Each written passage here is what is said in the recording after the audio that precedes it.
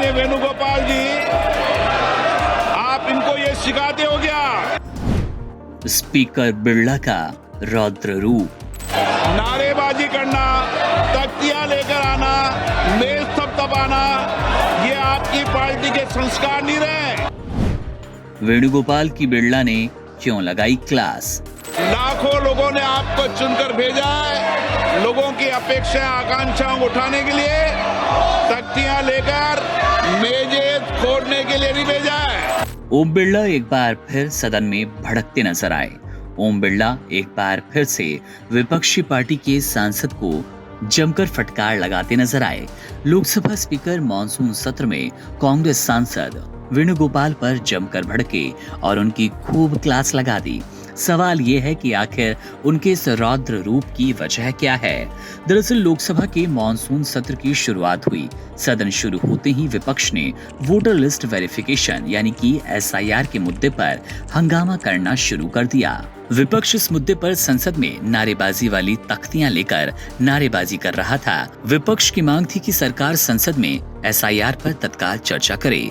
सदन में हो रहे हंगामे को देखकर स्पीकर ओम बिरला भड़क उठे, जिसके बाद कांग्रेस नेता वेणुगोपाल को उन्होंने निशाने पर लिया और जमकर सांसद की क्लास लगा दी।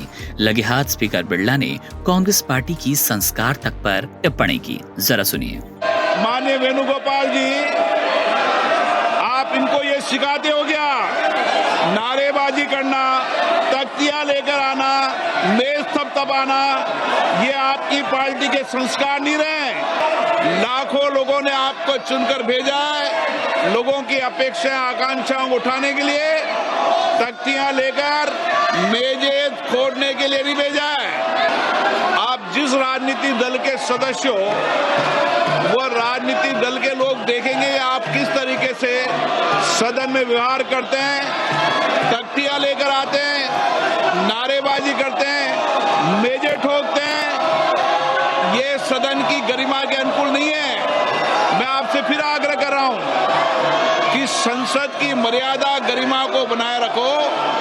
दुनिया का सबसे बड़ा लोकतंत्र है और लोकतंत्र के अंदर हमारी पारदर्शिता, जवाबदेही दुनिया जानती है।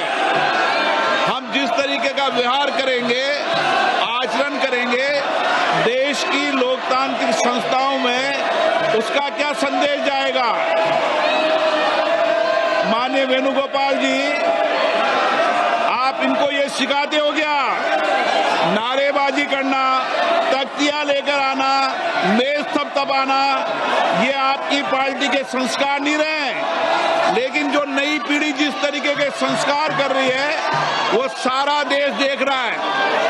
किस तरीके से जनता के करोड़ों रुपए खर्च संसद में होते हैं। मैं पुनः आपसे आग्रह करता हूं, आप सब मानिए, लाखों लोगों ने आपको चुनकर भेजा है, लोगों की अपेक्षाएं आकांक्षाओं को उठाने के लिए, तख्तियां लेकर मेजें फोड़ने के लिए नहीं भेजा है।